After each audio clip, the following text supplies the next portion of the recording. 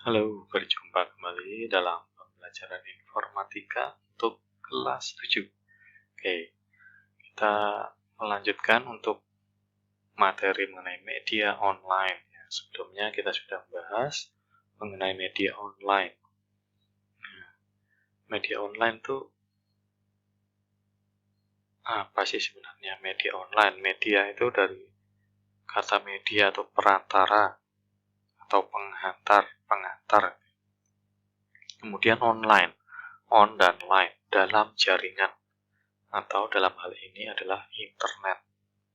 Jadi media online itu bisa kita katakan sebagai perantara informasi dengan menggunakan internet. Jadi media untuk menyampaikan informasi, alat untuk menyampaikan informasi. Dan alat ini itu menggunakan internet atau sekarang istilahnya adalah dalam jaringan atau daring. Yang sekarang banyak kita gunakan daring. Nah, seperti apa karakteristik media online ini? Yang pertama, karena kita tahu online itu berarti ya ada di internet, ada hubungannya dengan internet dong. Jadi kalau offline berarti tidak tersambung ke internet. Tapi karena ini online, maka tersambung ke internet. Kemudian, media online ini untuk menyampaikan informasi tadi, itu dapat berisi tulisan saja atau teks, bisa dengan gambar, atau bahkan dengan video. Jadi gambar bergerak. Jadi bisa salah satu, bisa gabungan ketiga-tiganya. Tulisan dengan gambar dan video. Kemudian karakteristik berikutnya adalah kapasitas yang tidak terbatas. Ketika kita sudah online di internet, maka kita bisa menyampaikan informasi apapun sebanyak apapun. Nah, yang berikutnya karakteristiknya adalah real time. Atau dalam hal ini adalah online itu ya informasi yang diberikan ya pada saat itu juga. Artinya update.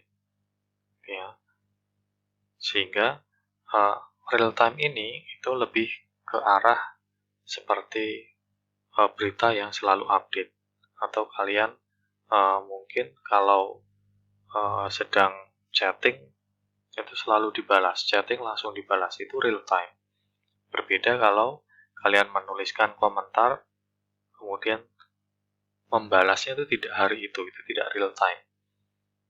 Real time itu berarti selalu diupdate setiap waktunya. Kemudian karakteristik yang berikutnya adalah interaktif.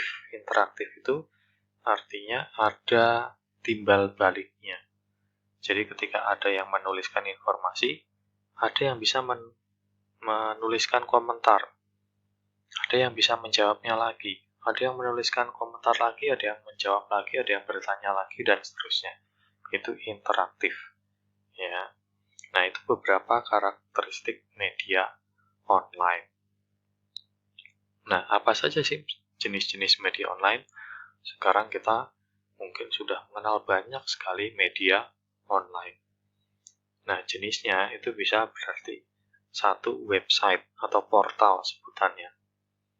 Website yang sudah kita bahas minggu sebelumnya. Website itu berupa halaman-halaman informasi di internet. Informasinya bebas. Bisa berupa informasi berita, bisa berupa informasi mengenai pendidikan, ataupun yang lainnya. Kemudian ada media online yang berupa search engine atau mesin pencari. Apa itu search engine atau mesin pencari? Ya, sesuai namanya, mesin pencari adalah sebuah program atau aplikasi di internet yang kita gunakan untuk mencari informasi yang ada di internet. Contohnya seperti apa? Contohnya sebenarnya sering sekali kita gunakan, yaitu Google. Google adalah sebuah search engine atau mesin pencari. Yang berikutnya yaitu jejaring sosial. Apa itu jejaring sosial? Ya, kalian tentu juga sudah banyak menggunakannya. Yang sekarang banyak digunakan misalnya adalah Instagram, ya, kemudian Facebook, Twitter, YouTube, dan lain-lainnya. Itu semua adalah jejaring sosial. Kemudian aplikasi chatting. Aplikasi chatting juga merupakan media online. Ya, jadi baik yang berbasis di komputer ataupun yang berbasis di Android atau di HP. Kemudian yang berikutnya jenis media online-nya adalah electronic mail atau email. Ini juga sebuah media menyampaikan informasi yang terhubung ke internet. Ya. Nah, berikutnya kita akan melihat mengenai mind map atau peta pikiran. Mind map atau peta pikiran adalah sebuah cara untuk mengembangkan konsep berpikir kita. Ya. Untuk apa mengembangkan konsep berpikir? Ya, supaya kita bisa mengidentifikasi sebuah informasi dan kita mudah untuk mempelajari sebuah informasi. Contohnya seperti yang ada di layar, ini contoh mind map. Mind map itu dimulai dari masalah utama, ya, materi pokoknya apa, kemudian bisa kita pecahkan, sehingga informasi ini bisa kita baca dengan mudah. Ya, misalnya yang di tengah ini media online. Nah, media online, misalnya di sini ada karakteristik, di sini ada jenis-jenis. Ya, nah untuk karakteristik di sini misalnya itu bisa kita bagi-bagi lagi tadi apa saja karakteristiknya. Untuk yang di sini jenis misalnya kita bisa bagi lagi. Ya, kemudian misalnya yang ke atas ini misalnya nanti pemanfaatannya. Untuk apa saja pemanfaatannya sudah kita bahas minggu lalu, gitu ya. Itu media online. Nanti kemudian ada apa lagi, sehingga semua tentang media online bisa kita identifikasi dan kita pelajari dengan mudah informasinya. Ya, itu contohnya. Nah, sekarang supaya lebih mudah memahami, silakan kalian coba buat mind map mengenai media online ini. Ya. Nah, bisa kalian gambar di buku masing-masing mind map tersebut, ya, seperti ini gambarnya. Berwarna boleh, akan lebih bagus, gitu ya.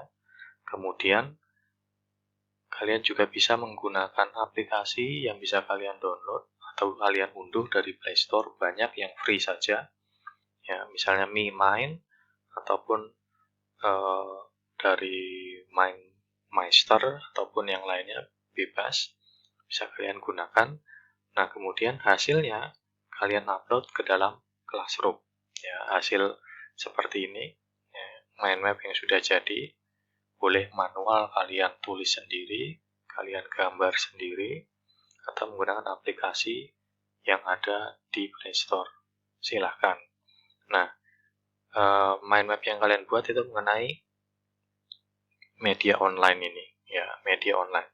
Kemudian kalian coba identifikasi dari media online itu apa saja yang sudah kita pelajari. Tadi ada misalnya karakteristik, kemudian jenis-jenis, dan kemudian pemanfaatan, dan bisa juga dampak negatif, dampak positif, dan seterusnya. Ya, oke, itu kalian coba dulu membuat mind map mengenai media online. Oke, sampai situ dulu. Jika ada pertanyaan, bisa langsung bertanya melalui WA. Kalau tidak ada, maka mungkin cukup sekian dulu. Jika ada kekurangan atau kesalahan, saya mohon maaf. Kemudian, saya rasa itu dulu. Saya pamit undur diri. Terima kasih.